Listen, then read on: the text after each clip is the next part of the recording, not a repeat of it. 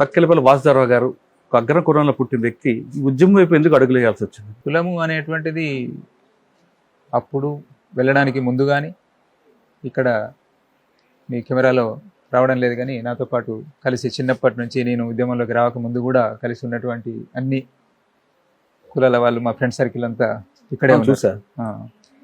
అట్లా ఎప్పుడు కులం అనేటువంటి ఆ ఫీలింగ్ ఎవరిలో, వాళ్ళలో కానీ నాలో కానీ మా ఎవరిలో అట్లాంటిది లేదు. కానీ అప్పుడు దొరల మీద పోరాటం చేసామని అంటున్నారు కదా, మరి మీరు కూడా అదే కుటుంబం నుంచి వచ్చిన వాళ్ళు కదా? చేసినాం, మేము అదే ఉద్యమానికి నాయకత్వం వహించినాం. అందరూ మా పక్క నిలబడ్డారు. సమస్య ఏంటిది, తెలంగాణలో జరిగిన మార్పు ఏంటిది అని చెప్పినటువంటిది మనందరి ముందు. అప్పుడు పరిస్థితులు ఏ విధంగా ఉండేవాడి మీరు వెళ్ళే సమయానికి? అందరికీ తెలిసినటువంటిది, మళ్ళీ నా ద్వారా నా నోటి అంటే చెప్పించాలని చెప్పినటువంటిది.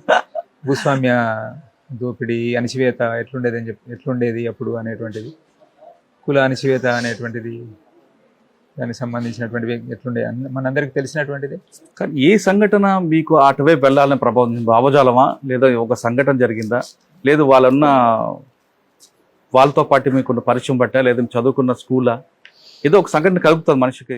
నేనున్నటువంటి ఫస్ట్ ముఖ్యంగా సమాజంలో ఉన్నటువంటి సమస్యలు, సమాజంలో మార్పు రావాల్సినటువంటి అవసరం ఉంది అని చెప్పినటువంటిది, దానికి అనుగుణంగా అన్నీ జోడించబడి ఉన్నాయి. కుటుంబ నేపథ్యం ఉంది, ఈ ప్రాంతం ముఖ్యంగా. నేను ఇదే ప్రాంతంలో ఇక్కడే చదువుకోవడం కోసం గ్రామం నుండి ఇక్కడికే ఈ ప్రాంతంలోకి దర్గా, ఫాతిమా నగర్ అంటే హన్మకొండలోని కాజీపేట ప్రాంతంలోనే ఇక్కడికి రావడం. ఇప్పుడు నిట్ ముందు ఆర్ఈసి పక్కన ఉన్నటువంటి ముందు మొదటి తరం వాళ్ళతో పాటు పనిచేసినటువంటి ఇక్కడ మెస్ వర్కర్స్ అందరూ, అన్ని కుటుంబాలు, ఆ వాతావరణంలో నేను పెరగడంతో, అక్కడ ఉన్నటువంటి వాళ్ళందరూ పరిచయం కావడంతో ఈ భావజాలం ప్రభావం దాంతో. కానీ మీరు పుట్టింది వరంగల్ అయినా ఎక్కువ బట్టుపల్లి అంటే ఇప్పుడు కొత్తపల్లి ఆ గ్రామంతో ఎక్కువగా మీకు అనుబంధం ఉన్నట్లు కనిపిస్తుంది. 90లో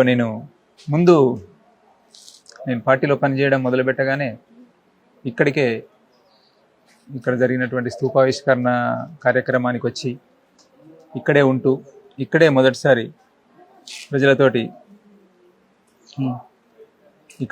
కలిసి పనిచేస్తూ, ప్రజలతో తిరుగుతూ, ఇక్కడే అమరుల ప్రేరణతోటి పనిచేసిన, ఇక్కడ ఇదే గ్రామంలో అరెస్ట్ కావడం జరిగింది. ఈ గ్రామం వాళ్ళు నా కొరకు కొట్లాడడం జరిగింది. తినడం కూడా బంద్ పెట్టి, వంట చేయడం బంద్ పెట్టి, పోలీస్ స్టేషన్కి వచ్చి అక్కడ కూడా కొట్లాడడం జరిగింది. ఎంతో మా కోసం దెబ్బలు పడ్డారు. చివరికి అప్పుడున్నప్పుడు కిడ్నాపులు అనేటువంటివి ఉండేటువంటి ఇక్కడి యువకులే ఒక ఆర్ఐని ఇంకొకరిని కిడ్నాప్ చేసుకొని తీసుకొచ్చి 2 రోజులలోనే మమ్మల్ని కోర్టుకు హాజరుపరిచేలా, ఒక రోజులోనే 24 గంటల్లోపే మమ్మల్ని కోర్టుకు హాజరుపరిచేలాగా ప్రభుత్వం మీద, పోలీసు విభాగం మీద ఒత్తిడి తీసుకొచ్చి మమ్మల్ని కాపాడుకున్నారు. ఆ తర్వాత జైలు నుంచి రాగానే వెంటనే మళ్ళీ ఈ ప్రజలలోకి వచ్చి ఇక్కడ నుండే